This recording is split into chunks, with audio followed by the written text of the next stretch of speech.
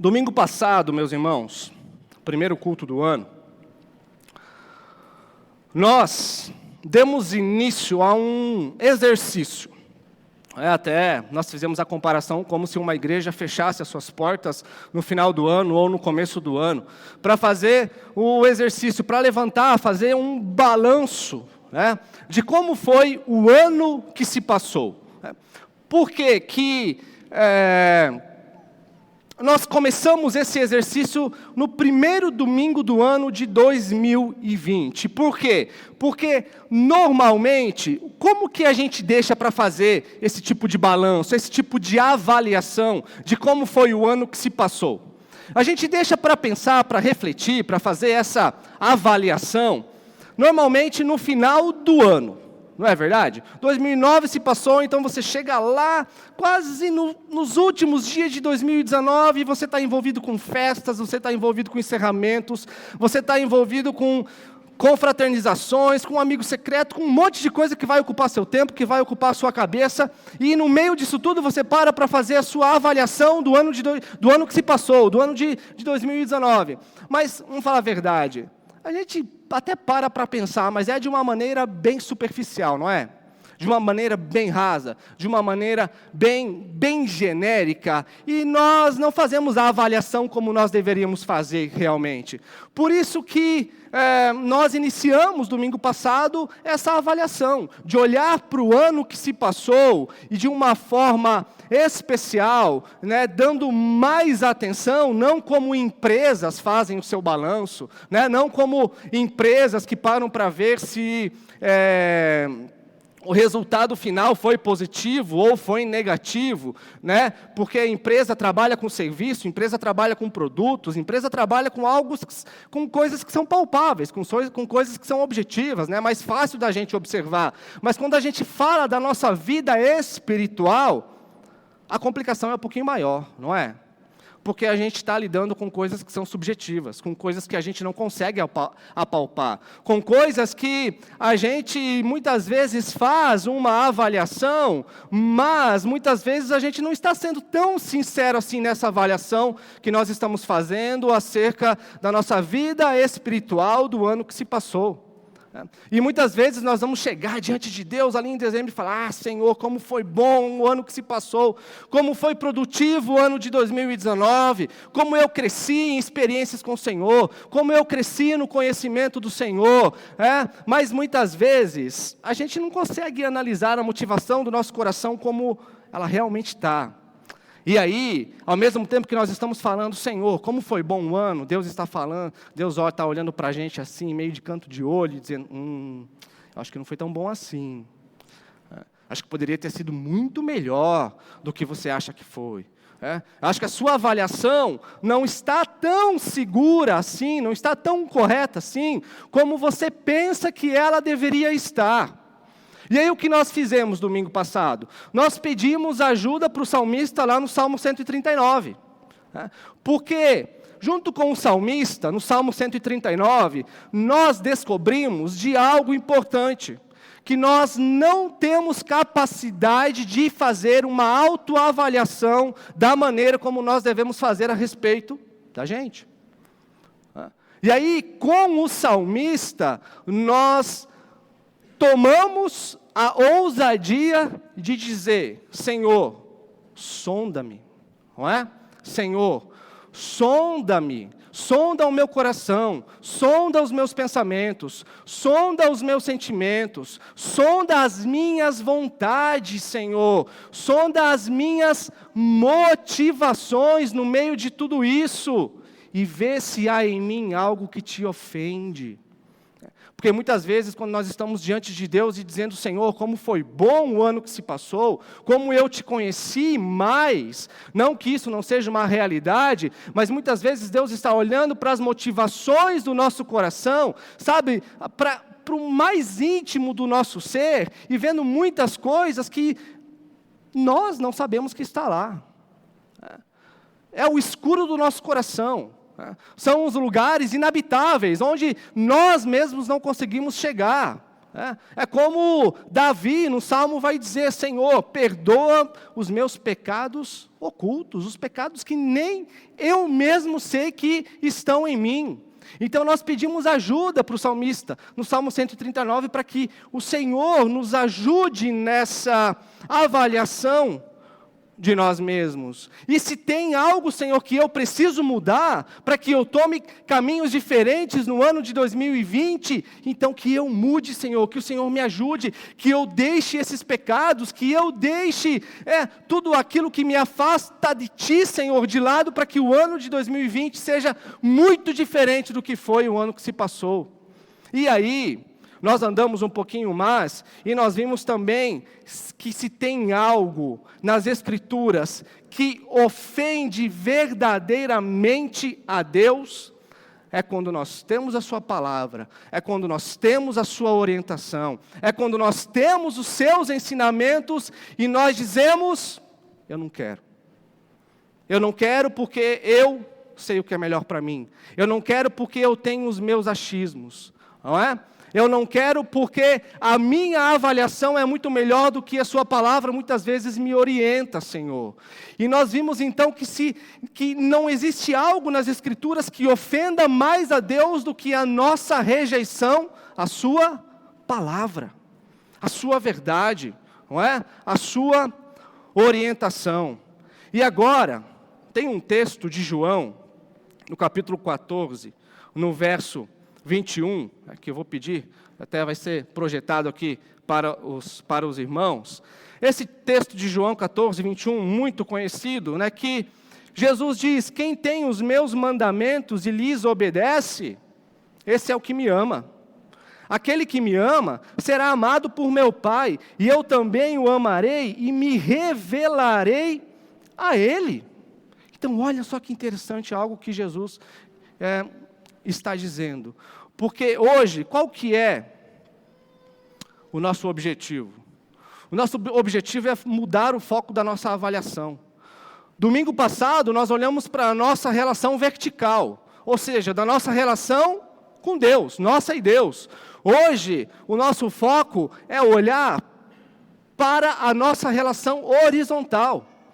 A minha relação com as pessoas que me cercam, a sua relação com as pessoas que te cercam. Então, quando a gente olha para as Escrituras, quando a gente vê esse verso no Evangelho de João, quando Jesus diz: quem tem os meus mandamentos e lhes obedece, esse é o que me ama, nós vemos que nas Escrituras não existe lugar para o amor que é subjetivo. O que é o amor subjetivo? É o amor que consiste apenas em sentimentos. É o amor que consiste apenas em palavras. E o nosso Deus é o Deus que amou o mundo e entregou o seu Filho por amor a esse mundo. Ou seja, quando a gente olha para o amor bíblico é um amor concreto. É um amor que demanda atitude. É um amor que demanda ação, porque na Bíblia não existe espaço para amar somente por palavra, mas de maneira concreta. Deus amou o mundo de maneira concreta. E quando nós expressamos o nosso amor a Ele, de nada vale os nossos sentimentos. De nada vale nós expressarmos apenas por palavras o nosso amor a esse Deus, porque quando a gente olha para esse texto de João, a gente vê Jesus dizendo: aqueles que me amam são aqueles que retêm, que guardam os meus mandamentos, sim, mas que também me obedecem. Porque algo muito valioso que nós vimos domingo passado também, meus irmãos, foi que de nada adianta nós passarmos um ano inteiro vendo mensagens, quantos temas que nós escutamos durante todo o ano de 2009, todos os domingos, os sábados, as quartas-feiras, os cursos que tiveram, não é? Quantos temas que nós pudemos ver, ter acesso, e de nada adianta então nós passarmos durante todo o ano inteiro retendo conhecimento, absorvendo conhecimento sem que esse conhecimento traga transformação. Ou seja, é mais do que sentimento, é mais do que palavra, é mais do que apenas conhecimento, intelectualismo, é um amor concreto, não é? Como diz Jesus, aqueles que me amam são os que me obedecem. É simples, não é? Simples assim. A relação para com a palavra de Deus, de obediência, de reverência, de temor, abre as portas para uma dimensão da espiritualidade que é Jesus se revelando cada vez mais para nós, não é? Olha a última parte do versículo, como diz: aquele que me ama será amado por meu Pai, eu também o amarei e me revelarei a Ele. Ou seja, quando a gente guarda os mandamentos, quando a gente obedece os seus mandamentos, mais e mais Cristo vai se revelando a mim, Cristo vai se revelando a você, Cristo vai mostrando o seu amor gracioso, Cristo vai se revelando de uma forma graciosa, Cristo vai se revelando de uma forma cada vez mais atenta para a gente. Então hoje a gente vai mudar esse foco do vertical para o horizontal. O foco da nossa relação com Deus, como nós vimos semana passada, para o foco de hoje, que é a nossa relação com as pessoas, com as pessoas que nos rodeiam, ou de forma mais específica, como anda a sua disposição em servir as pessoas que estão ao seu redor. E hoje a gente vai fazer essa avaliação. A gente vai levantar os débitos, os créditos, se teve lucro ou se teve prejuízo na nossa disposição de servir os outros durante o ano de 2019, para que durante esse ano de 2020 a gente possa olhar para a nossa agenda e sermos mais intencionais, sermos mais propositais em deixar espaço na nossa agenda de 2020, para que a gente possa servir. Para que a gente possa servir as pessoas que nos cercam. E se o amor de Deus é um amor concreto, como a gente viu, Ele amou e deu o seu Filho, como Jesus diz, aquele que me ama, obedece os meus mandamentos. Quando a gente olha para esse espaço da linha horizontal, se você disser também que ama as pessoas, que sente muito amor, não é? Que sente compaixão, que sente misericórdia, mas se todo esse sentimento, se todas essas palavras não te levarem a atitudes concretas de serviço, de nada vale. Não vai passar de palavras, não vai passar de sentimentos. Então, fica agora um exercício que eu quero fazer com os irmãos e de forma bem rápida. Quando a gente olha para o ano que se passou, para o ano de 2019, nós temos um somatório de 365 dias. E quando a gente pega o somatório das horas desses 365 dias, nós vamos ter 8.760 horas. E quando a gente pega os minutos dessas horas, nós vamos ter, meus irmãos, 525.600 minutos. 525.600 minutos vividos no ano de 2019. E agora fica a pergunta para a gente: quanto do seu tempo foi investido de forma intencional, de forma proposital, para que você pudesse servir outras pessoas? E servir outras pessoas sem que esse serviço não tenha nada a ver com você, não traga nenhum tipo de benefício para você, sabe? Onde era um projeto em que você não ia ganhar dinheiro, em que você não ia ganhar reputação, em que ninguém ia te aplaudir, um projeto em que você não ia ganhar absolutamente nada, um projeto totalmente destinado a outra pessoa. Você determinou que fosse gastar alguns minutos ou algumas horas da semana com outras pessoas. Por exemplo, quando nós olhamos para a cidade de Cascavel, como que nós podemos fazer isso de uma forma proposital? Quando nós olhamos trabalhos sociais que são realizados na cidade, o PECAM. O PECAM, você pode ir lá, você pode fazer um cadastro e se disponibilizar para ser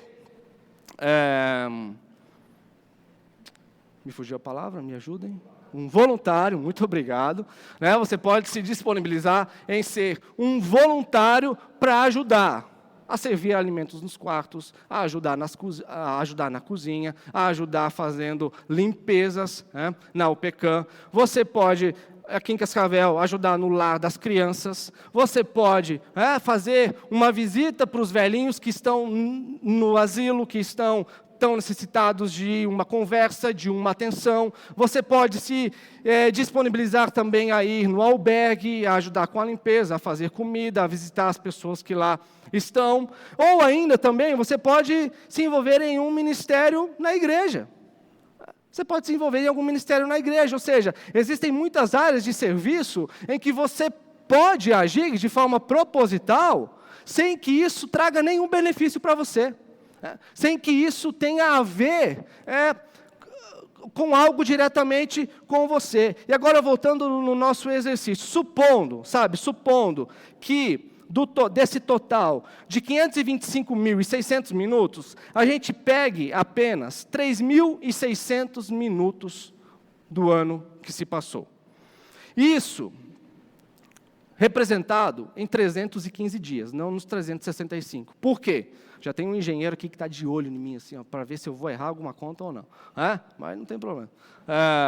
315 dias a gente vai pegar apenas. Por quê? Porque a gente tem os finais de semana, a gente tem os feriados, a gente tem férias, né? Então, se vão muitos dias. Então, 3.600 minutos, 315 dias, e a gente pega ali, então, um total de 60 horas, que daria, por semana, em torno de 1 hora e 10 minutos por semana. 2 horas e 20 na quinzena, 4 horas e 40, mensais. E isso dedicado a outras pessoas, a projetos sociais, a coisas que não tem nada a ver com você, que não vão te trazer benefício nenhum, ou também a ministérios da igreja. Quando a gente olha para isso, então a gente se pergunta, como está a minha disposição de servir?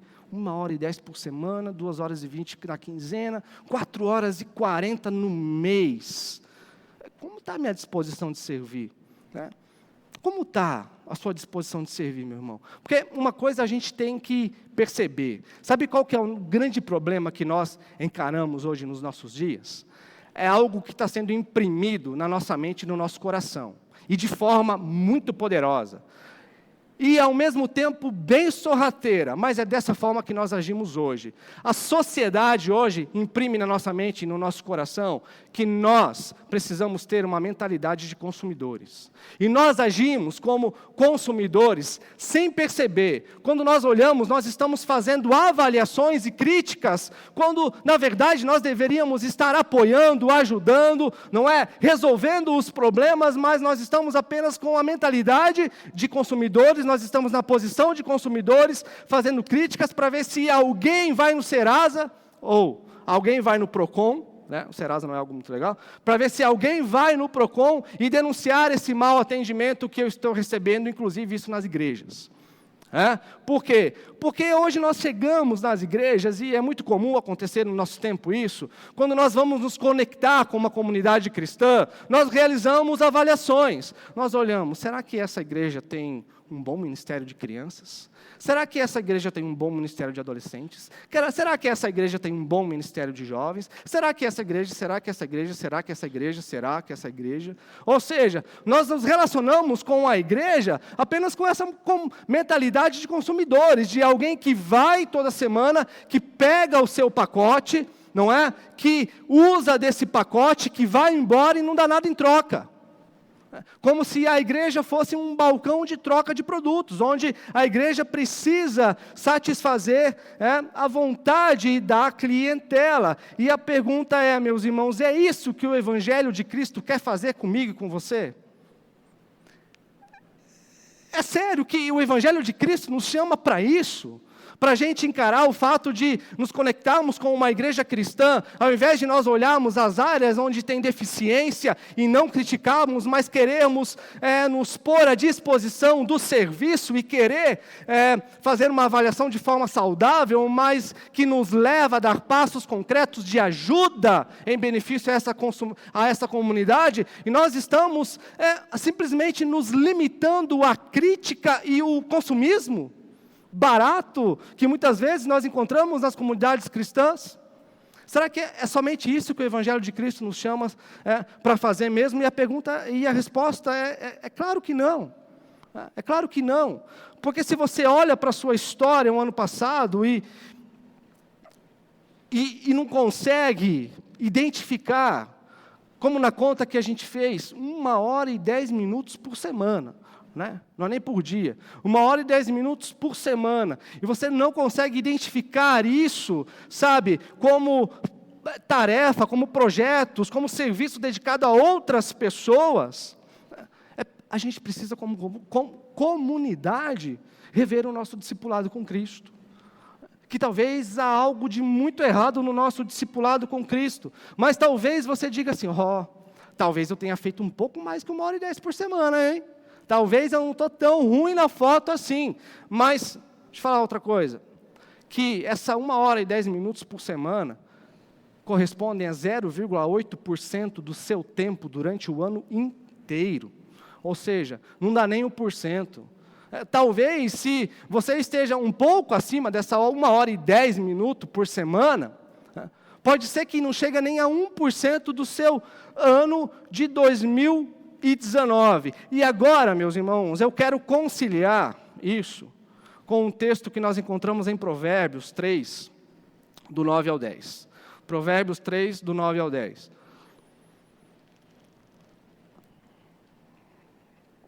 Os irmãos podem abrir, mas vai ser projetado ali também. Em Provérbios 3, do 9 ao 10, nós vamos descobrir que existem duas formas de você ter o seu celeiro cheio, os seus barris de vinho transbordando. Olha só, Provérbios 3, 9 e 10, diz assim: honre o Senhor com todos os seus recursos e com os primeiros frutos de todas as suas plantações. Os seus celeiros ficarão plenamente cheios e os seus barris transbordarão de vinho. Então, existem duas formas de da gente, ter os nossos celeiros cheios e os nossos barris transbordando, não é? De vinho. Primeira forma, é você trabalhar de qualquer forma. Você se tornar um obstinado pelo dinheiro. E aí, você sacrificar a sua saúde, sacrificar a vida dos seus filhos, sacrificar o seu casamento, sacrificar a sua família, porque você quer o sucesso profissional, porque você quer que isso te renda alguma coisa, porque você quer garantir o seu futuro. E uma segunda forma é como nós encontramos aqui em Provérbios. Simples e muito mais fácil. Confiar na promessa de Deus. Confiar na promessa de Deus. E olha a promessa. Se você honrá-lo com as primícias, se você honrá-lo com os primeiros frutos, e não estou falando de prosperidade financeira aqui não, muito longe disso. Se você honrá-lo com os seus recursos, né? Isso envolve o que você tem do melhor do seu tempo, isso que envolve o que você tem do melhor dos seus recursos materiais, dos seus recursos financeiros, daquilo que Deus tem te dado. Olha, a promessa de Deus os seus celeiros estarão cheios, os seus barris de vinho vão estar transbordando. Essa é a promessa de Deus. Mas, como comumente a gente ouve, eu gosto de ajudar, pastor.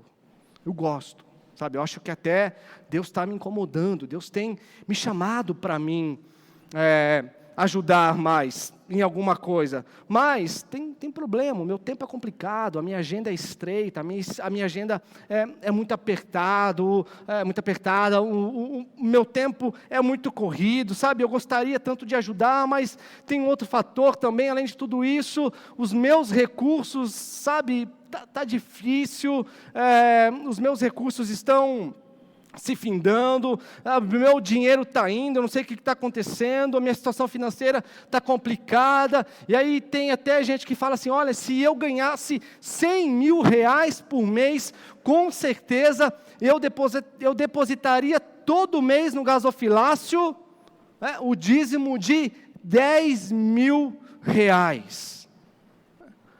E aí, como a gente olha com o salmista, a gente descobre que é mentira. É porque basta a gente olhar para as motivações do nosso coração. Sabe por quê, meus irmãos? Porque 10 mil vale tanto quanto 100 reais para quem ganha 1.000 reais por mês. Tem o mesmo peso na balança.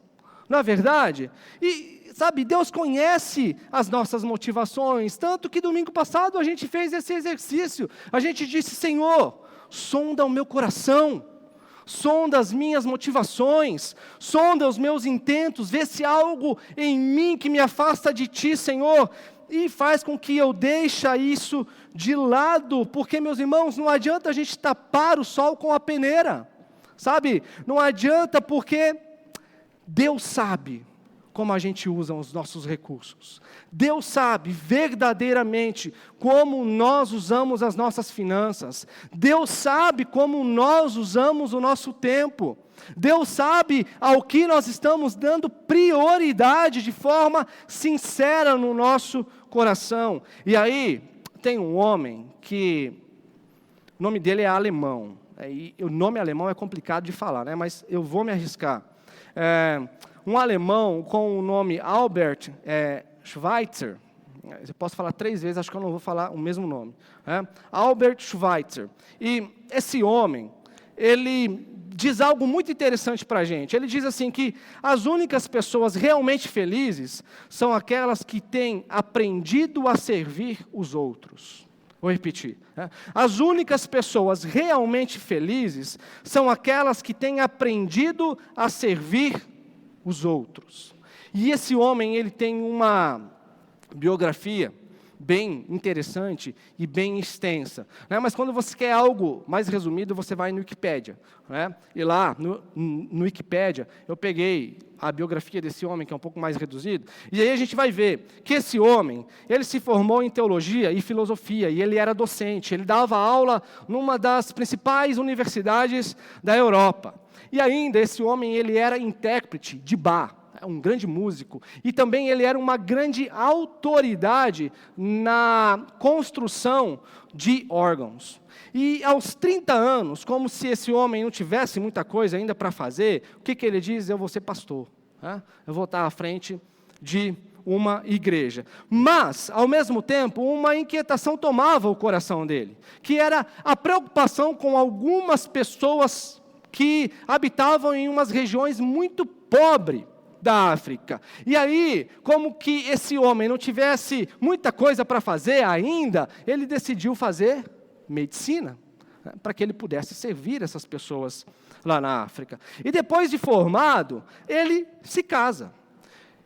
E quando ele se casa, ele vai para uma região chamada de Gabão, lá na África, sabe? E aí ele larga tudo, e ele foi servir como médico. Ele larga o seu pastoreio, ele larga suas aulas, ele larga a sua clínica, onde ele atendia como médico, e ele vai servir na África. E lá na África, ele se depara com uma situação muito difícil.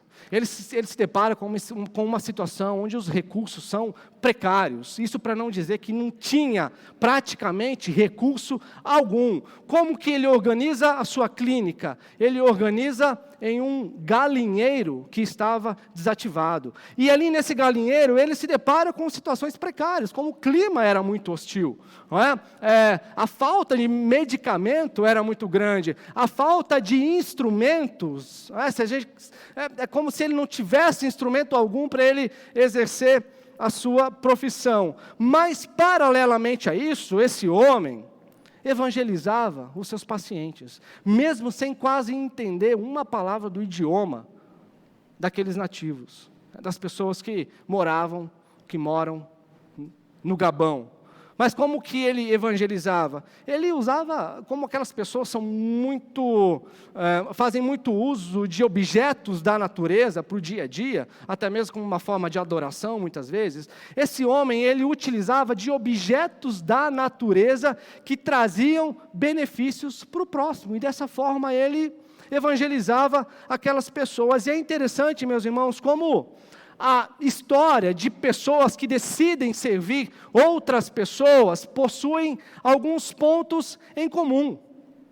Pois, apesar de tudo que esse cara fez, de toda forma que ele serviu, como que ele se dedicou, o que a gente espera de pessoas assim, ou de pessoas que estão à volta de pessoas que servem dessa maneira, é que ele seja o quê? Reconhecido, não é? É que demonstrem gratidão por alguém como ele. É que pelo menos ele receba algum tipo de aplauso por tudo aquilo que ele estava realizando. Mas, o que acontece? Aí vem a Segunda Guerra Mundial. E esse homem, ele tem uma raiz alemã na família. E ele é levado, deportado como prisioneiro para a França. E ele fica preso durante toda a Segunda Guerra Mundial por um exército aliado francês. E quando termina a guerra, ele é libertado, sua família é libertada, mas aí eu me colocaria no lugar desse cara. Eu me colocaria no lugar dele e eu diria, certamente, dessa maneira, quer saber? Eu não quero mais nada desse negócio de servir os outros. Eu quero me preocupar com a minha vida. Eu quero me dedicar para o tempo que ainda resta dos meus dias. Sabe? Eu quero me dedicar os recursos que eu ainda possuo, as finanças que eu ainda possuo, para o meu bem-estar, para o bem-estar da minha esposa, para o bem-estar do meu filho, porque, afinal de contas, tudo aquilo que eu fiz, todo o sacrifício que eu realizei, servindo aquelas pessoas da forma como eu servi, onde estava Deus quando tudo isso estava acontecendo? Eu fui levado como prisioneiro. O que eu tive de retorno com tudo isso que eu fiz? Somente ingratidão. Eu fui levado como prisioneiro, agora eu vou sair dessa prisão e eu vou aproveitar a minha vida porque é o melhor que eu tenho a fazer. Mas quando a gente olha para a vida desse homem, quando ele sai da prisão, da Segunda Guerra Mundial, esse homem, ele decide formar uma organização.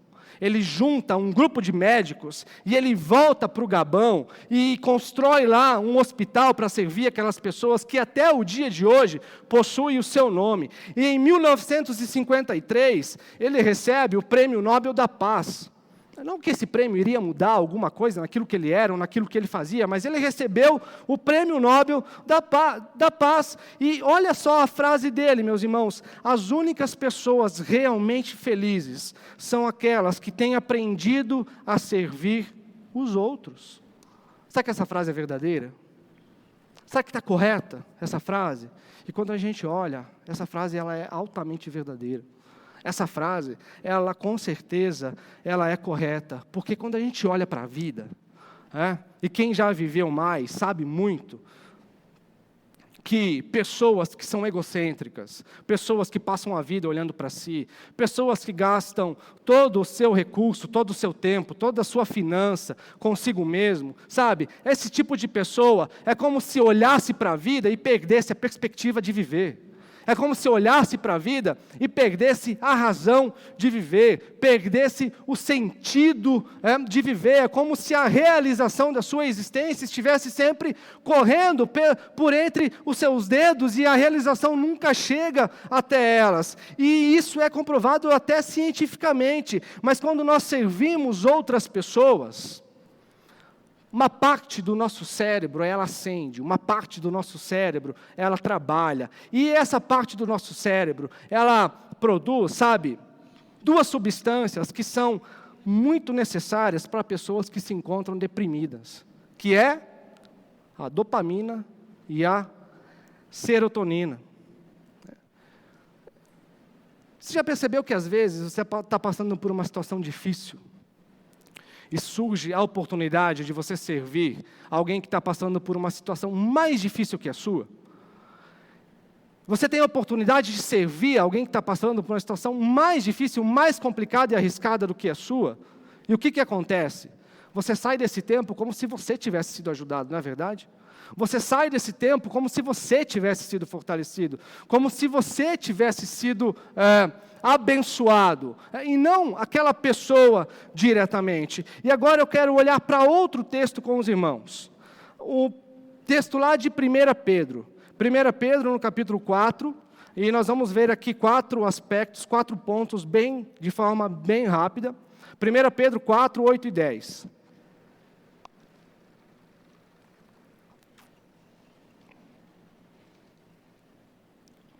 Primeira Pedro 4, 8 e 10. 4 pontos de forma bem rápida. Verso 8 diz: sobretudo, amem-se sinceramente uns aos outros. Apenas essa parte. Sobretudo, amem-se sinceramente uns aos outros. Lembra como a gente disse lá atrás? Como se expressa esse amor sincero? Em palavras? Em sentimentos? Não. E aí Pedro continua no verso 10. Cada um exerça o dom que recebeu para servir aos outros, administrando fielmente a graça de Deus em suas múltiplas formas. Meus irmãos, a igreja, nesse tempo que Pedro escreve, ela estava passando por situações bem difíceis. Sabe, era perseguição do Império Romano sobre a liderança do imperador Nero, era perseguição dos judeus. E nesse contexto de sofrimento, de perseguição, de morte, no meio dos cristãos, é que Pedro escreve algo assim. Ele diz: sobretudo amem-se uns aos outros. E essa palavra, sobretudo, quando Pedro fala, sabe? Ou seja, acima de qualquer outra coisa. Amem-se uns aos outros. E esse, sinceramente, não é um amor sentimental, não é um amor com palavras, mas é aquilo que tem a ver diretamente com ação. Sabe? É uma forma concreta, com atitude. E a gente vai descobrindo, quando a gente vai lendo as Escrituras, que o amor, tanto nesse texto de Pedro, quanto na maior parte dos textos do Novo Testamento, quando fala em amor, não é esse amor subjetivo, sentimental e resumido em palavras, mas é amor concreto, é um amor que te leva à ação, é um amor que te leva a ter atitudes com direção ao outro, sabe? E quando a gente olha, então, para esses 2 versos, a gente pode tirar 4 aspectos, como eu disse antes. 4 aspectos. O primeiro aspecto é que o exercício do seu dom não é algo opcional. O exercício do seu dom não é algo opcional. Olha o que Pedro fala para a gente: cada um exerça o dom que recebeu. Cada um exerça o dom que recebeu. Pedro não está falando, olha, se você tiver vontade, se você tiver afim, não, exerça o dom que você recebeu. E quando a gente olha para a igreja, quando a gente olha para a nossa fé hoje, sabe, nós temos um grande problema com a fé dos cristãos ocidental, que pode fazer com que a igreja corra o risco de, nas próximas décadas, ela ir declinando, até o ponto de enfraquecer totalmente no Ocidente e ser destruída. Sabe por quê? Porque nós transformamos a nossa fé cristã em um pequeno departamento da nossa vida. Nós pegamos a fé cristã, nós colocamos em uma caixinha de sapato, do lado de outras caixinhas de sapato que nós possuímos, e ela faz parte, ela está dentro de uma caixa, do lado de outras caixas de sapato. Sabe, nós departamentalizamos a fé cristã. Por exemplo, nós temos a nossa profissão, nós temos o nosso carro, nós temos o nosso casamento, nós temos os nossos hobbies, nós temos a forma de gastar o nosso tempo, a nossa forma de gastar o nosso dinheiro. E aí, quando perguntam para a gente, tá, mas qual é a sua religião? Ah, eu sou evangélico. Ou seja, o ser evangélico está dentro desse departamento, está dentro dessa caixa que não conversa com as outras. O ser evangélico não, sabe, dentro dessa caixinha, não se relaciona com as outras caixas, com os outros departamentos, não conversa com os outros departamentos da sua vida. Quando a gente olha para um muçulmano, por exemplo, e alguém pergunta, né, ou a gente olha para a vida de um muçulmano, a gente vai ver que ele possui uma grande caixa, um grande departamento, que é: eu sou muçulmano. Uma frase isolada, isso faria um estrago, né? Mas como a gente olha para um muçulmano, a gente vê a caixa, essa caixa é: eu sou muçulmano. E dentro dessa caixa vai ter a família, vai ter o dinheiro, vai ter o tempo, vai ter a vestimenta, vai ter a música, vai ter o lazer, não é? Vai ter a sua vida toda orientada por essa grande caixa. Quando a gente olha para um judeu, a gente vai descobrir que um judeu, ele não possui uma religião. Um judeu, ele possui uma cosmovisão. Ou seja, ele possui uma leitura de mundo. Ele possui uma forma apenas de ler a sua vida. E o que isso significa? Que a forma como ele se veste, o jeito como ele cuida do cabelo, né, quando se tem cabelo, o que ele faz com os filhos, logo pela primeira hora da manhã, a forma inegociável que são as suas orações durante o dia, o tempo dele que é inegociável, que sexta-feira, depois das 6 horas, ele para tudo, ele não ganha mais dinheiro, ele vai para a sinagoga, é o momento de adorar a Deus. Tudo é orientado pela sua cosmovisão. E quando nós olhamos para nós cristãos, nós transformamos a nossa fé em uma caixinha. Nós transformamos a nossa fé em um departamento e nós estamos acabando com a fé cristã por causa disso.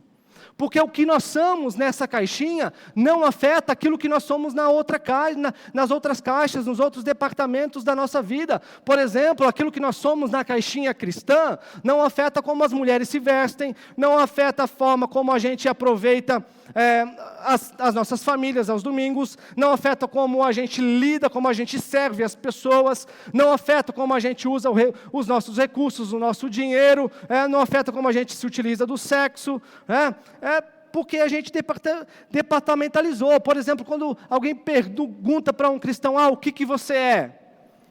Eu sou engenheiro. Eu sou advogado. Eu sou médico. Eu sou pedreiro. Eu sou isso, eu sou aquilo. Tá, mas o que você gosta de fazer? Nas horas vagas, eu sou coveiro, tem coveiro aqui também, né?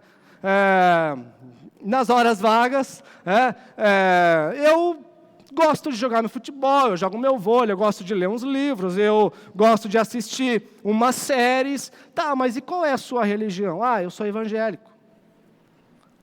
Mas quando pergunto para um muçulmano, quando pergunto para um judeu, o que você é? Eu sou muçulmano e eu atuo como engenheiro. O que você é? Eu sou judeu e eu atuo como engenheiro. E eu gosto de fazer outras coisas também. Percebe a diferença? Existe apenas uma grande caixa que se comunica com, onde todas as outras estão dentro. E surge uma pergunta, meus irmãos: qual é a sua concepção de cristianismo? Porque dependendo de qual é a sua leitura do que é o cristianismo, isso vai afetar diretamente, o resultado das gerações futuras. Quando você olha para dentro da sua casa, sabe que isso já não tem afetado? De alguma maneira?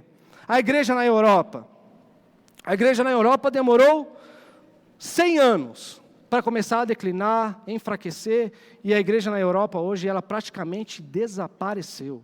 Ela praticamente sumiu, porque a fé cristã é apenas uma caixinha na vida dos cristãos.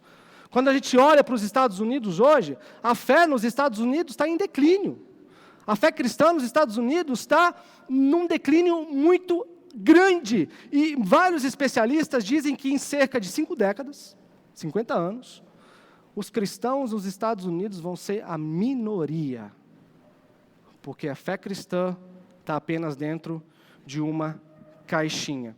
E quanto tempo, meus irmãos, você acha que vai demorar para o cristianismo, dentro da nossa cultura, perder a sua importância, perder a sua relevância?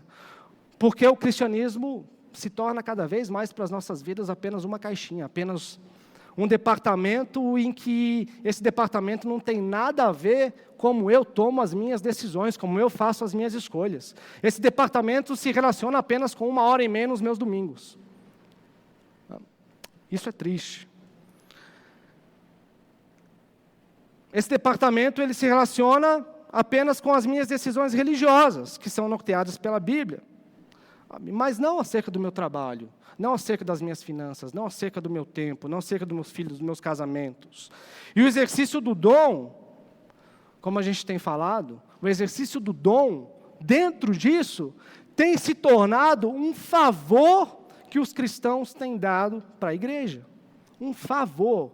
E, meus irmãos, isso é um grande problema, porque quando a gente olha para tudo aquilo que a gente faz como um favor, a gente precisa parar tudo que nós estamos fazendo. Porque se nós fazemos como favor, é porque a gente não entendeu ainda o que é a graça de Deus. E o grande problema nisso é que Deus ele não precisa de um favor. Deus ele não precisa da gente. Deus não precisa dos nossos favores. Então, não olhe as coisas que a gente faz como igreja, as coisas que você faz como igreja, como um favor, porque quem precisa de favores de Deus somos nós, sou eu, é você, né? E mais do que os favores, nós precisamos do próprio Deus. E quando você compreende quem você é, o que Deus fez por você, quando você compreende que a sua vida está inteiramente nas mãos de Deus, você vai olhar para tudo aquilo que você faz, não como uma forma de favor a Deus, mas como uma expressão de gratidão por tudo aquilo que Deus é e por tudo aquilo que Deus já fez na sua vida. E um segundo aspecto é que o propósito do dom recebido é o serviço aos outros, como Pedro vai falar. Exerça o dom que recebeu para servir aos outros. Exerça o dom que recebeu para servir aos outros, sabe? E eu posso estar exercendo o meu dom aqui, ensinando a Bíblia.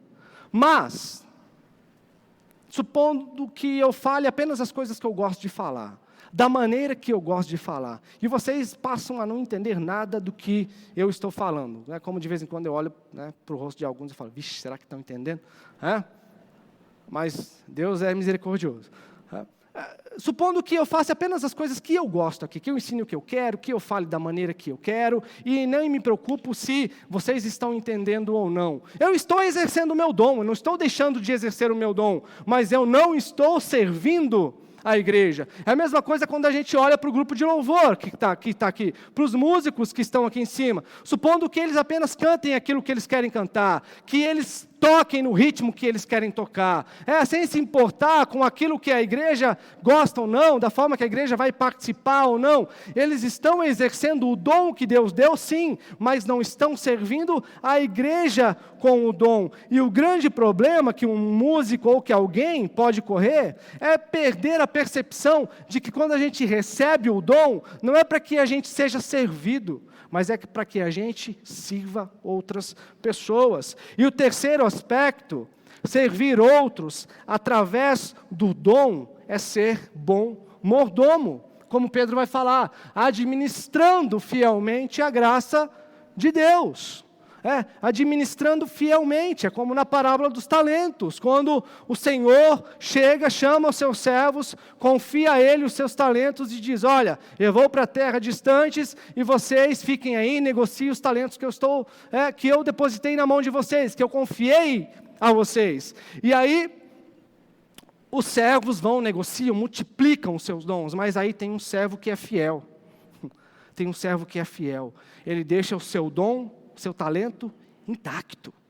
Ele enterra o seu talento ali, porque afinal de contas o seu Senhor é um homem rigoroso, é um Senhor que se preocupa com os mínimos detalhes. Então, quando esse Senhor volta, ele diz, olha, está aqui, eu fui fiel a ti, Senhor. Eu estive 30 anos na IL, e meu dom está aqui, está intacto. Eu nem mexi no meu dom. E a gente precisa entender algo, meus irmãos, que fidelidade, sabe, não é manter as coisas como a gente encontrou. Por mais certas que as coisas estejam, fidelidade é a gente usar as oportunidades e os talentos que Deus nos deu para amplificar é isso, de tal forma que mais e mais e mais e mais pessoas sejam abençoadas pelo seu dom, pelo nosso dom. Nós precisamos usar os dons, os talentos, os recursos que Deus tem nos dado da melhor maneira possível. E aí eu pergunto, você tem multiplicado o seu dom? Quando você olha para 2019, você consegue identificar que você multiplicou o seu dom? Mas aí você pode fazer a pergunta, eu não sei qual é o meu dom. Nós já vamos chegar lá. Quarto e último aspecto, jamais se esqueça da multiplicidade dos dons. Como Pedro diz ali para a gente, que a graça de Deus em suas múltiplas formas. Ou seja, não caia na neura que muitas e muitas pessoas caem dentro das igrejas. Porque o dom que Deus me deu são meus, os talentos que Deus me deu são meus. Sabe, a gente não pode se medir pelo dom do outro, pelo talento que o outro possui. Você precisa ter consciência dos dons que Deus te deu e o que Ele quer que você faça com o talento que Ele te deu. Mas aí você diz assim, eu não sei qual é o meu talento, eu não sei qual é o meu dom, como que eu descubro? Sirva. Sirva. Sirva. Se comprometa em serviço a alguma coisa, a algum ministério, alguma obra social, a alguma coisa, porque à medida que você vai servindo, você vai descobrindo, você vai ganhando consciência de qual é o seu dom, de onde é que Deus quer usar você, em qual área que Deus te capacitou, te habilitou, para que você utilize o seu dom, para que você multiplique o seu dom e os seus talentos. Sabe, mas isso que você possui é teu, você não pode se comparar com o outro, e também não pode demandar do outro para que ele faça aquilo que você faz, porque como Pedro diz, os dons são múltiplos, e cada um exercendo o seu dom com fidelidade, cada um exercendo o seu dom com maestria, com fidelidade, com excelência.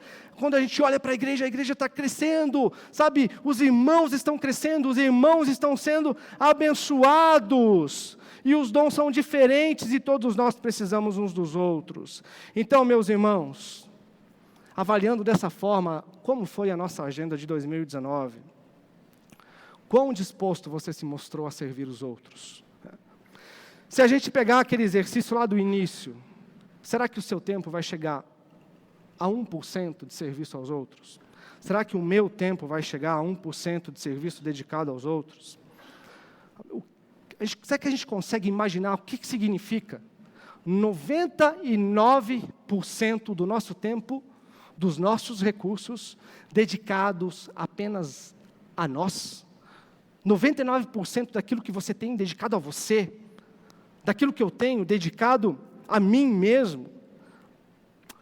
Se a gente quer entender o que Jesus quer para a nossa vida, nós precisamos aceitar o desafio, sabe, que Cristo quer nos usar, que Cristo quer usar o nosso tempo, Cristo quer usar o nosso recurso, Cristo quer usar aquilo que nós somos para abençoar outras pessoas. E aí nós podemos ainda olhar para a nossa agenda de 2020, sabe, que está apenas iniciando, e mudar a nossa agenda de forma proposital, de forma intencional, para que a gente possa servir outras pessoas, e oportunidades não faltam, são muitas as que tem.